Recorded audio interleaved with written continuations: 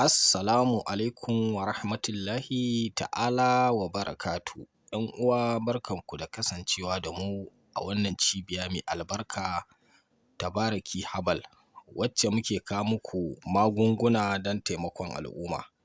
To a wannan rana mai albarka yau za mu kawo muku fa'ida ta maganin ƙarfin maza. To wannan fa'ida dai tana da ƙarfi ga duk ɗa namijin da ya kasance yana so ya samu ƙarfi wajen zuwa wa iyalinsa. To wannan haɗi shi za a yi ƙoƙari a haɗa. Amma dai kar ku manta, idan wannan shine farkon zuwanku wannan gida, ku danna subscribe, ku danna liking jikin wannan bidiyo kuma ku share ga 'yan uwanku da abokanku su amfana da wannan fa'ida. Haƙiƙa mutane kala-kala ne. Akwai wanda yake samun raunin ƙarfi na wajen zuwa wa iyalinsa, wani ya samu matsalar rashin ƙarfi ne a dalilin sanyi da yake damunsa, wani kuma ya samu matsala ta rashin ƙarfi ne a dalilin matsalar basir da yake damunsa, wani kuma ba haka ba ne ba. Akwai wanda ya samu raunin gaba ne a dalili na istimna'i da ya taɓa aikatawa a baya har ya jawo masa matsala, jijiyoyin gabansa suka samu matsala. Wani kuma yana iya gamuwa da matsalar iska, ma'ana aljana ta taɓa masa gabansa har ya kasance baya tashi. To haƙiƙa ana samun matsaloli ta dalilai daban-daban. To wannan fa'ida da za mu kawo ga duk ɗa namijin da ya kasance yake da raunin ƙarfi, wanda ba shi da ƙarfi wajen zuwa wa iyalinsa, ko kuma wanda gabansa ya koma kamar na ƙaramin yaro ya janye. To ga magani, a je a haɗa kuma za a samu waraka da ikon Allah. To yacce ake haɗa wannan magani za mu yi muku bayani.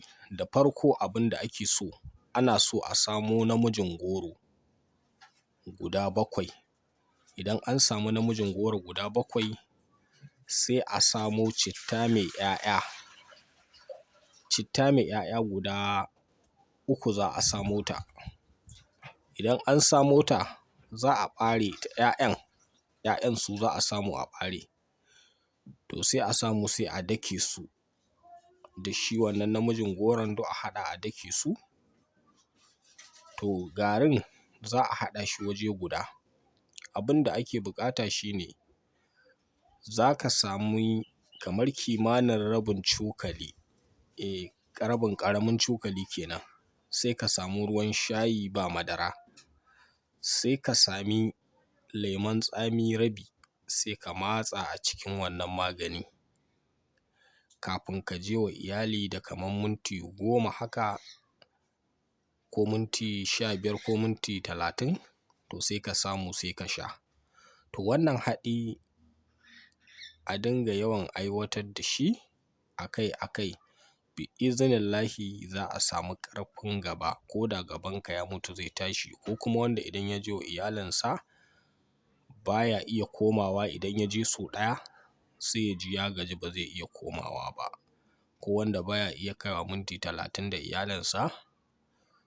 To bi'iznillahi idan aka yi wannan haɗi za a sami ƙarfi, ko da gaban mutum ya ƙanƙance zai miƙe, zai ƙara tsaho, zai kuma ƙara ƙarfi bi'iznillahi.